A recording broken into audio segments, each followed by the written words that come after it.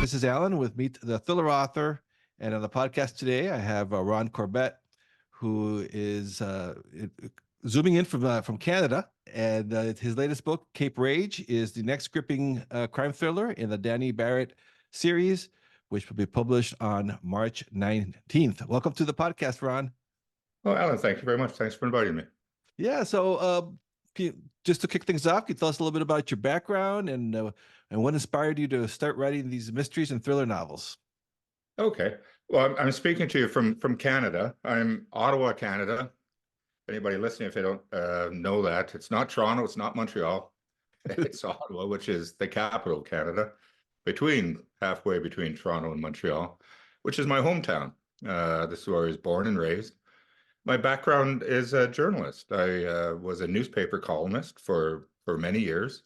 There's two newspapers in Ottawa, still are two newspapers in Ottawa, which I guess is a bit of an achievement, maybe. And I worked for both of them as a newspaper columnist, a city columnist. And what that means, I was fortunate. I had my dream job, the job I always wanted to have. And, you know, Jimmy Breslin, if people listening, maybe I'm dating myself saying people like Jimmy Breslin and Mike Royko. But that's the job I had. I wrote crime, spent a lot of time in court, at police stations, getting paid for it. Let's be clear about this. But those are the stories I wrote. And I had that job for a great many years. So that was my background as a journalist. Ottawa has Carleton University, the university here in Ottawa, had a very good journalism program. So I even went to school in Ottawa, in my hometown. So that was my background. And when newspapers were doing very well, anybody might remember those days as well. It was a great job. So I did that for a great many years. Before I started writing novels, a lot of those stories that I covered as a newspaper columnist, there are a great many of them, you'll find in my novels. I have two series going. Danny Barrett is a Berkeley publication. So that's a Penguin Random House imprint. This is the second one that comes out on March 19th. Cape Rage is the title. I also have Frank Yacabusky mysteries, which have been published up here in Canada. There's 4 of those. So a lot of the stories that I covered as a journalist have found their way into these novels. I was also in radio for 10 years. When newspapers started petering out, I jumped the ship and did a radio show for 10 years, an open line show. You're in radio, you're doing podcasts a little bit. So I did radio for 10 years and started writing novels. My very first novel, I was fortunate, my very first novel, which was a Canadian novel, Ragged Lake, the first one in the Frank Yacabusky mystery, was nominated for an Edgar Award, which is where I met some of the people that are publishing Cape Rage. So I met some of the people down in New York. I didn't win, but I got a nice dinner down in New York.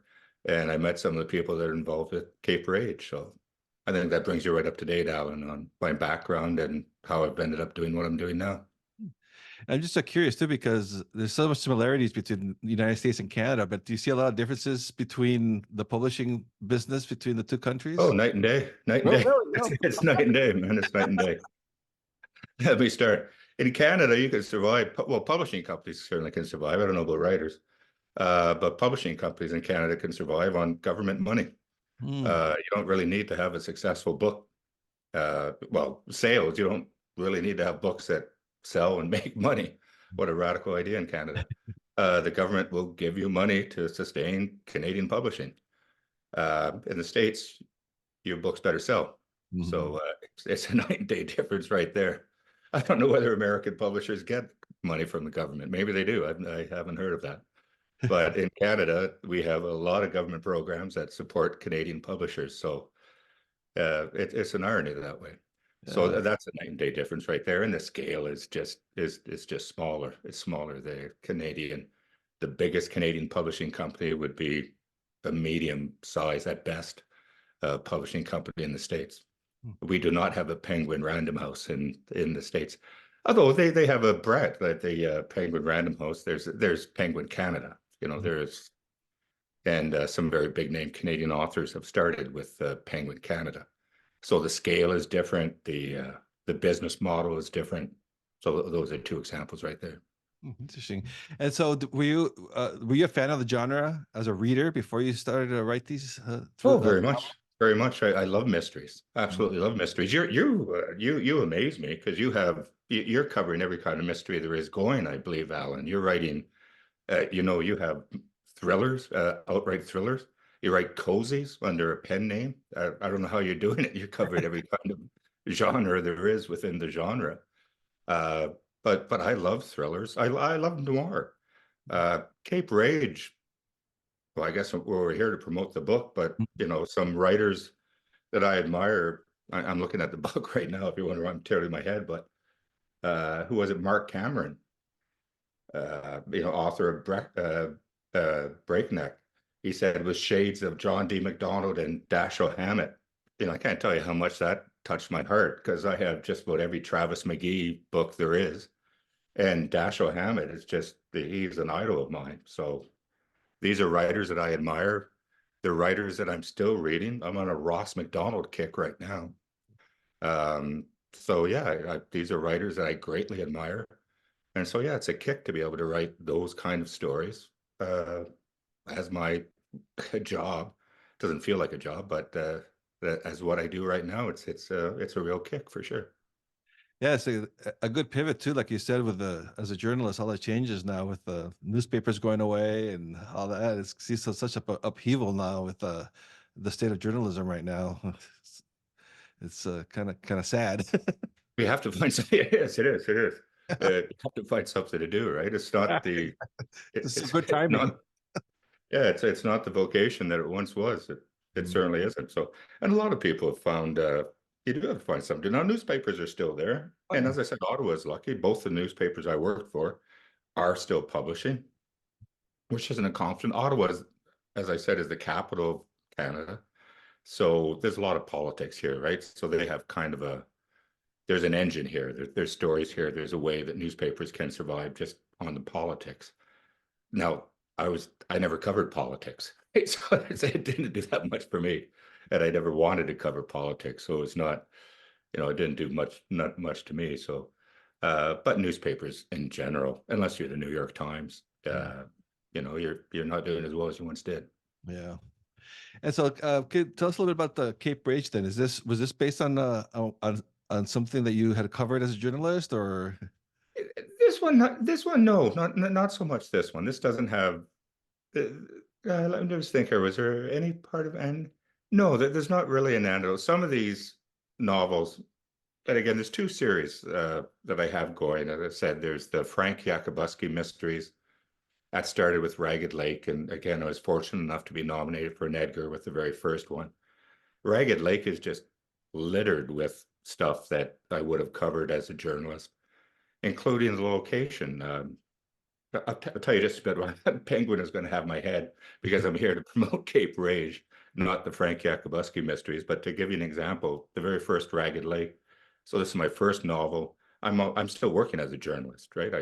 I'm still working as a journalist, getting my exit strategy ready, right? So I do what every journalist did. I type it away late at night, 5 o'clock in the morning, that kind of thing, getting the book ready. And it takes place on the Northern Divide, which is a real place. It's a continental divide. It runs from Newfoundland, Labrador, Peters out in Minnesota. Peters out, interesting enough, not far from where Bob Dylan would have been raised. Mhm. Three Hills, I think, anyways, within miles of where Bob Dylan was raised, is Yeah. where it peters out, the Northern Divide. And I wrote stories on the Northern Divide. I didn't just do crime. I did anything I wanted to, basically. And wrote some features on the Northern Divide because it's the headwaters of the Ottawa River. Now I am getting distracted, but I've been to the Northern Divide and I use that as a location for my fictional detective, Frank Yacabusky. And I completely reimagined the Northern Divide. And it's kind of cool because, well, I love the name Northern Divide. It just sounds interesting, Northern Divide. And I just reimagined all this. And so it's just littered with like real locations, made up locations, places I've been to, people I've met. A lot of that is real. Six novels down the road, it's not quite as heavy with the stories. But it's places I've been to, like Cape Ridge takes place Pacific Northwest. Danby Island, which again it's a real location that I reimagined. There is no Danby Island. If you're down in Bellingham, and you're looking for Danby Island, you won't find it. But I lived on Vancouver Island for a year and a half. There is a Vancouver Island, and if you're plotting or trying to locate where this novel takes place, it would be 20 miles south of Vancouver Island. But again, you're not going to find it. I told you I was on a Ross McDonald kick right now. You're not going to find a San Teresa anywhere around San Bernardino. Look anywhere, you're not going to find San Teresa. I've done the same sort of thing with Cape Rage, which can be a lot of fun. I don't know if you've done that with your novels as well. Have you placed them in a real place, I or is have. it I have so far, but the one I'm working on now, which is I'm still writing it, so it's off yet. But I made it up myself too because there's more freedom to. Is it ever? Yeah, it's based on a town, and actually it's Minnesota. You mentioned Minnesota, but so it's in my head, the town and everything, but it's made up, and it's so much. I like it. It's a lot of freedom. Well, that's a great thing about being a fiction writer, Alan. As a newspaper columnist, used to drive you crazy, and it's part of the job. You can't complain, but you'd write something, and somebody would complain about the most minor thing, like that store was on the northeast corner. You had it on the northwest. And I said, okay, just you Yeah. pull your hair. But that's a beautiful thing about fiction. You can place on whatever corner you want. Nobody's going to call you on it. And it's really fun on the Northern Divide in particular, you can get so many things. It is a real place, but you can have some fun with it. Ross McDonald had a lot of fun. You'd almost think there has to be a San Teresa. You start looking at maps, there's got to be. But no, there's no San Teresa. Stephen King does the same thing with Maine. I forget what his town is in Maine, but Castle Rock, I think, isn't it? sorry, what is it? Oh no, Derry. Yeah, but you think that it's got to be there. The town's got to be there, but it's not. It's completely, and it's fun, fictionalizing someplace that is real, but you make it fiction, and why not do it? You could have a lot of fun with it. Yeah, John Sanford does that too. One of my favorites. He writes those Virgil Flowers and Lucas Davenport novels, and Yeah, he makes up the towns.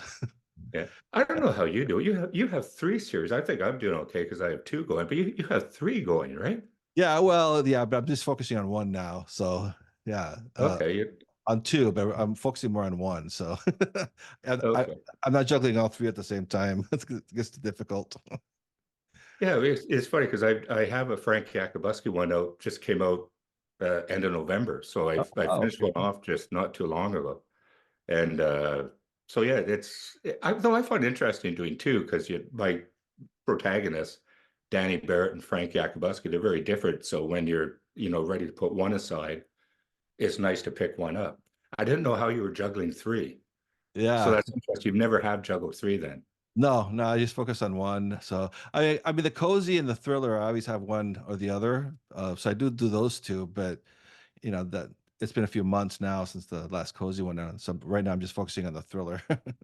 Okay. Well, that's Yeah. interesting. Well, you keep yourself busy, that's for sure. Yeah. It's fun. But yeah, it can be a little confusing sometimes, especially there's such different genres between the 2, a thriller and a Yeah. cozy. You have to be a cozy.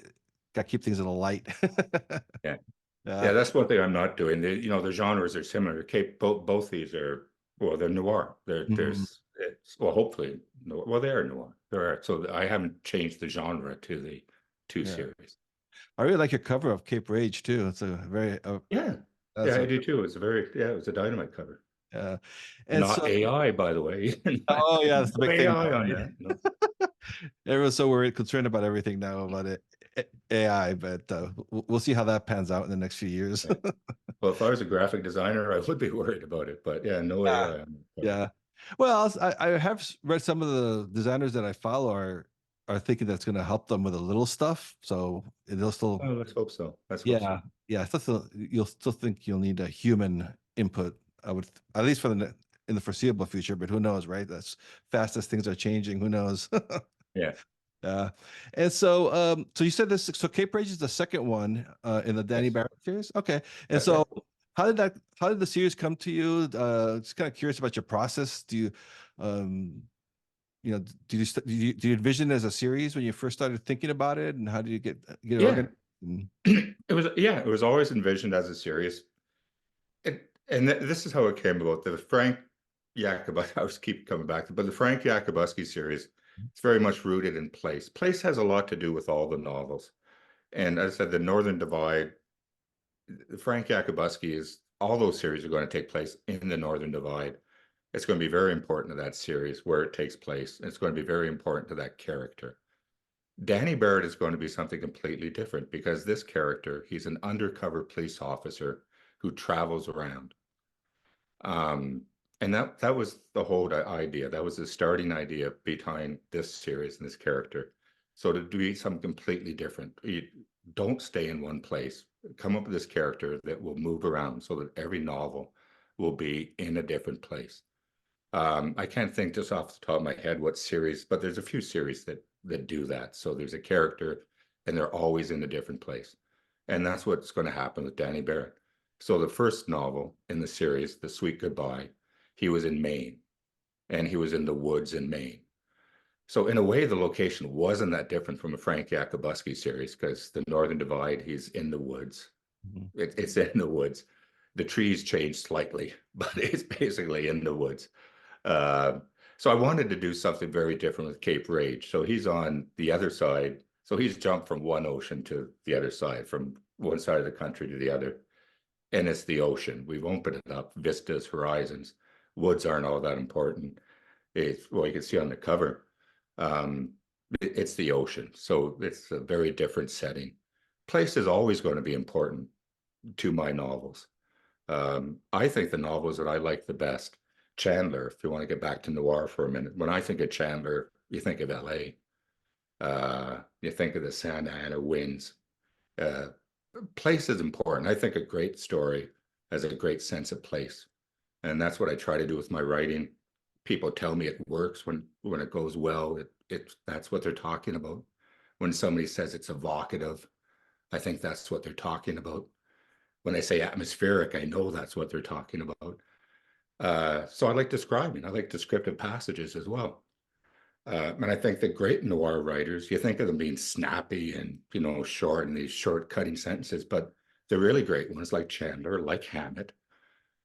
His very first novel, Red Harvest, do I have that right? It starts with a description of a place, Poisonville. If you read that very first pages of Hammett's very first novel, it's a description of a place. Like the dialogue is very snappy, and you get the bad guys right away, and somebody's dead within 3 pages, and there's a woman that's going to break your heart within 4 pages. But it starts with a description of a place. So that's going to be a big part of the Danny Barrett series, and he's going to move around, and place is going to be very important to it. On the third one, he's going to be in Florida. I spend a lot of time in Tampa during the winter, and so he's going to go down south. I realize he's going to realize. I'm talking to him. I realize he might go from ocean to ocean. Maybe he's going to do 4 corners of the United States and Yeah, then 3 corners covered. dive into the middle somewhere, Indiana, for the fifth one. So that was a whole idea, getting this character and an undercover character. He has an interesting background that I'm hoping to develop.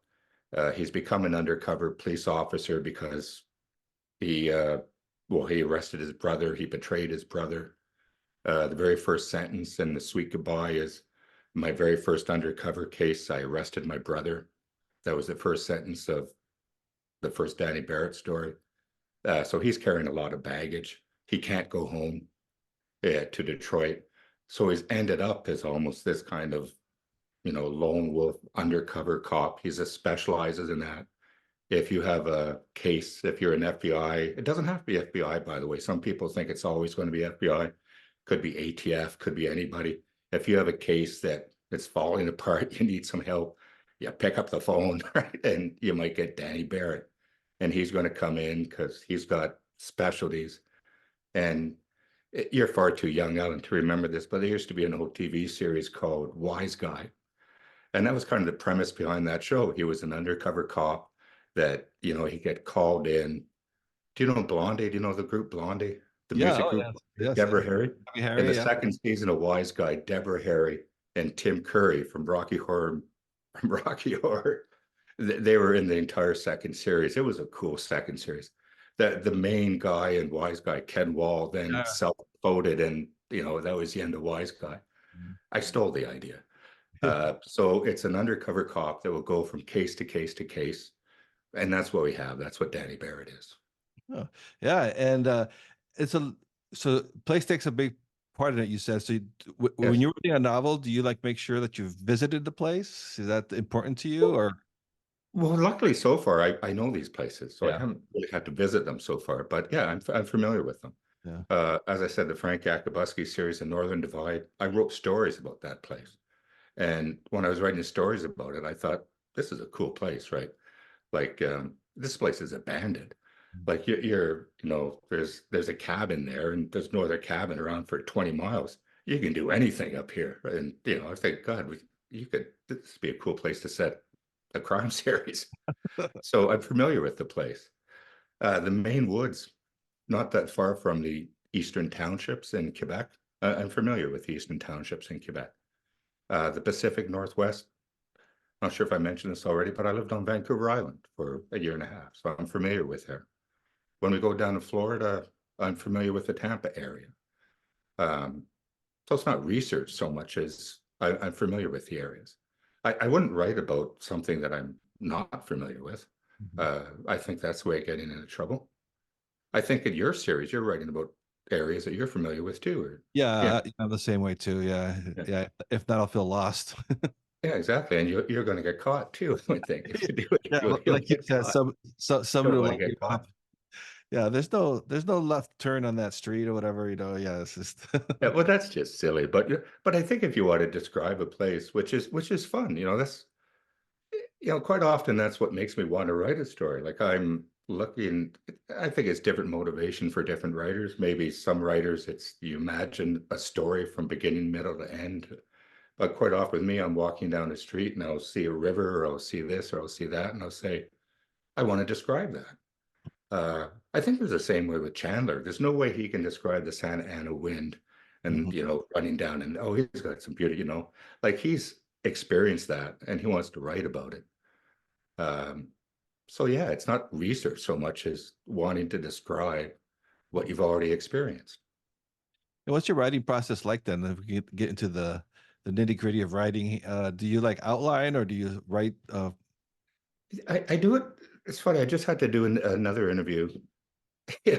Nowadays, it's funny with the death of newspapers. An interview nowadays is they email you questions, right? And you have to add. So that's what passes for an interview nowadays. I remember this isn't an interview. I'm basically doing your work for you. Yeah, this is an interview. You're sending me questions by email. Uh, but I just had to do this. I come up with scenes, and I've done some reading recently, and Chandler was the same way. Well, I guess I am comparing myself to Chandler. I'm not saying that I'm comparable to Chandler, but Chandler was the same way, and you can see it in his stories. And it caused him some problems sometimes because it didn't always hang together. Do you know the great story about Chandler with the chauffeur? No.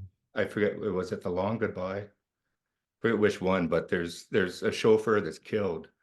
I think it was The Long Goodbye. There's a chauffeur that's killed in one of his stories, and he never wraps that up. He never says what happened to the chauffeur.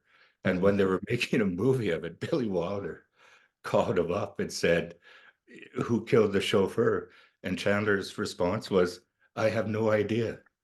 Why? And then he said after a pause, why? Do you think it's important? Why do you think it's important? But Chandler wrote by scenes. He'd imagine scenes and he'd have all these scenes and then he'd string them together. Some of his novels, The Long Goodbye being one, were actually short stories that he'd string together. He'd have some Philip Marlowe short stories and then he'd string them together and here's a novel. So it wasn't a beginning, middle, end story kind of a thing. And I'm sort of the same way. I have scenes and then I have to string them together. Um, I wish it was beginning, middle, end. I think it'd be a lot easier if it was beginning, middle, end, because quite often you have these scenes and how do you connect them? And I can kind of see how you get here to there to there, but this one's kind of sticking out in left field, and I don't know how in the world you're going to connect this. So that's how, the process and how the logistics of it is early in the morning. I get up early in the morning, 5 in the morning. That's when I start writing.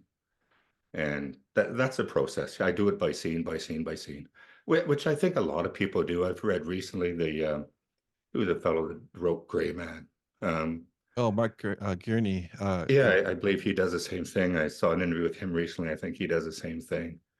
I think James Lee Burke does the same thing. You imagine some scenes. The question I was the interview, the fake interview. Thank God for you for doing a real interview, but the fake interview. Do you start at the end? Quite often, the scene I have, which compounds my problem, is at the end. Like Mm. I'll have the final scenes. And then, okay, that's great. So where did we start? I don't know. Where did we How start? do I get there, right? It's like- How do I get there? Yeah. The one exception, interestingly enough, is Cape Rage. It's Mm, the one exception out of the, I guess, is this seventh novel.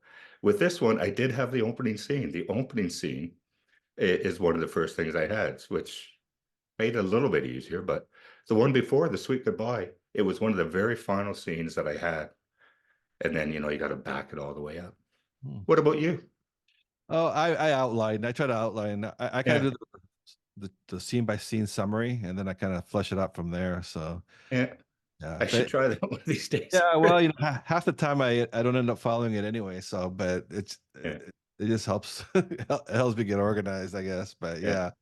yeah, so I'm trying to do a bit more of that. I did try to do it, well, on the fourth Yacabusky one that I just did, I did do a bit more of that.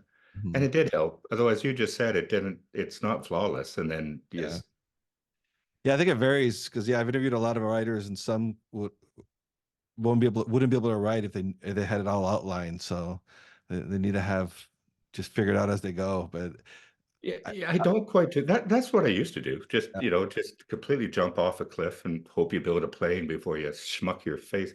Yeah, Lee I think Child, that's a little bit foolish now. So I have a variation of that. Somewhere in the middle, I think, is where you want to be, probably. yeah.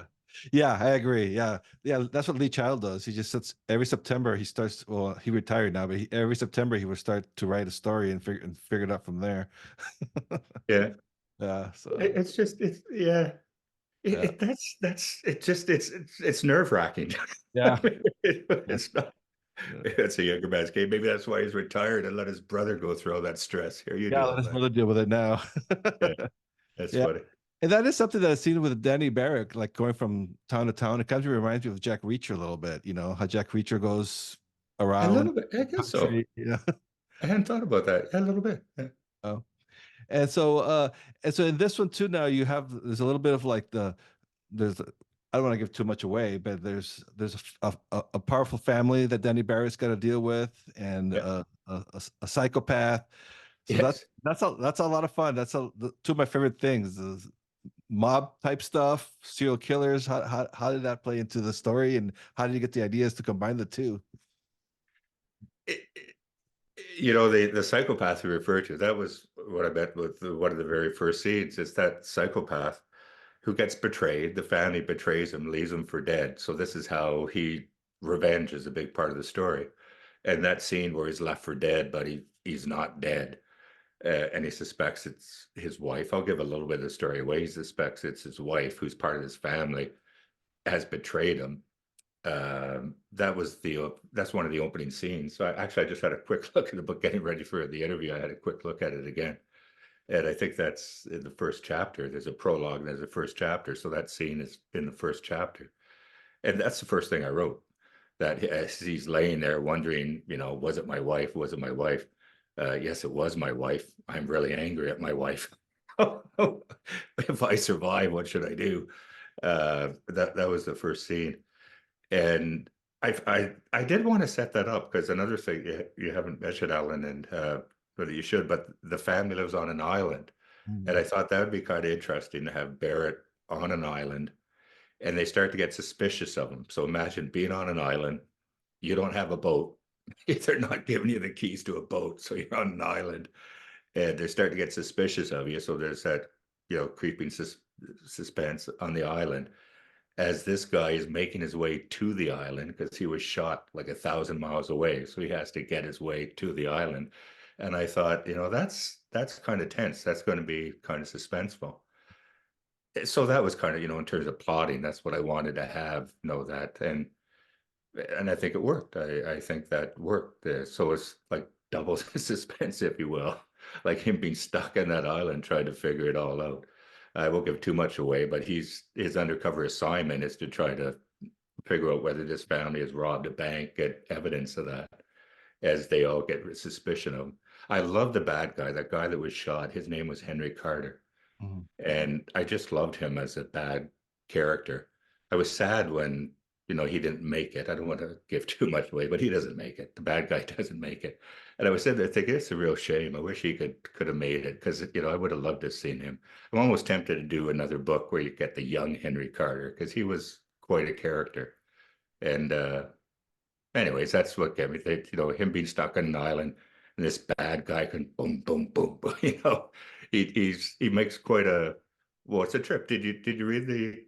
Not everybody reads it. I don't want to put you on the spot, but it's not easy getting his way to the island, right? He starts with nothing, so he has to get to the island. So there's some adventures getting to the island. Mhm. And anyway, I love that character. I love that character. Yeah, and so yeah, that's interesting too because you're different points of views. Is that something that you like that you're I thinking do of? that all the time. I probably do it way too much. It makes it way too much work. I like that as a reader though. It keeps things more interesting when you get in from different perspectives. What's interesting about that though is it's a first person character, Danny Barrett. It's the first person protagonist. And well, look at this yourself, but I don't know how often a first person protagonist has the different points of view. I actually researched this. Chandler doesn't do this, You stay with Philip Marlowe from beginning to end. Ross McDonald, Lou Archer, you stay with Lou Archer from beginning to end. It's a bit unusual to have a first person protagonist and have the 2 points of view. Mhm. James Lee Burke does it. Uh, it's a bit unusual. I wish I could not do it. I've told myself so many times, Ron, stop it, stop it, stop it. Uh, I've tried. Actually, I tried it, but anyways, I ended up doing it. I enjoyed doing it. I think it adds something to a novel if you get the 2 points of view. Mhm. And I just can't stop doing it. I wish I could. I wish I could just stay with him. I think it'd be simpler if I could stay with the one guy all the way through. Mhm. And I just can't do it. I don't know why I can't do it. But so I ended up with the 2 points of view. This one actually, I think, has 3 points of view at times. Um, and there you have it. I just end up doing it. Yeah, that was going to be one of my questions too. About do you ever surprise yourself in the direction the stories take when you're writing it? And like here, you said you're trying to do one thing and you ended up doing something else. So Yeah. Yeah, even when I'm consciously doing it, I'm almost like trying to tie my hands down and say, "Don't do it, don't do it." And then they come across a passage and say, "Oh, that would work just too well. Why not do it?" And I'm even telling myself, "Because you're making work for yourself, idiot." And then it's okay, okay. And you say, "Okay, the next one, you do it on the next one." I've told myself one of these books, so you're gonna stay with the guy. And it's just, if Chandler can do it, you can, there are these other people who can do it. I'm not saying I'm going to write a book as good as Chandler, but maybe it's attention deficit disorder or something. I just cannot stay with the guy, continuously. I keep on thinking, oh well, what's going on over there? Just then you just diverge and you go somewhere else. But maybe it is just a real skill that I don't have, but to stay with the one character and not break away from that character, which is what happens with the Philip Marlowe story. You never leave Philip Marlowe. If you read Ross McDonald, you never leave Lou Archer. I'm not sure if it's the same with Jack Reacher. Maybe it is. Maybe you never leave Jack Reacher. I haven't done the research, but I have with Chandler. I have with Ross McDonald. I think it's the same with John D. McDonald. I don't know, but I don't think you never leave that character. So yeah, it's a skill. yeah. So that's interesting. So when you were reading those books, you started out as a fan, but then as a writer, you read them to like try to study the craft. Is that Yes, your very much process? so. Yeah, yeah. Yeah, I find that's the best way to learn, isn't it? It's just to read some of the greats out there and yeah, no, stuff. absolutely. Mhm. When I was fictionalizing the Northern Divide, when I started doing that, I was wondering, well, can you do that? Like, can you have real places and just drop in a fake place? Like, is that allowed? Is that going to confuse people? Can you do it? And I thought, and then Santa Teresa from Ross McDonald. And I remember the days that, yes, you can do this. Have no fear, boldly go. You can do this. And then Stephen King reconfirmed it. Yes, you can do this. Quit worrying about it. Yeah, do some research. Yeah. And I always ask my guests about the tools that they use. So do you write with Word or something different or by hand or Microsoft Word. Yeah. Microsoft Word? Yeah. Only Yeah. only program I've ever used. Okay. Yeah. Apple Mac is the only computer I've ever used. hmm And so then, and so you say you write in the morning. So you have set hours. You do it. You write. You try to write every day, and I have, yes. Yeah, the short answer, yes. Yes, I try to write every day. Although I have just finished the fourth Yacabusky one. I finished it just before Christmas.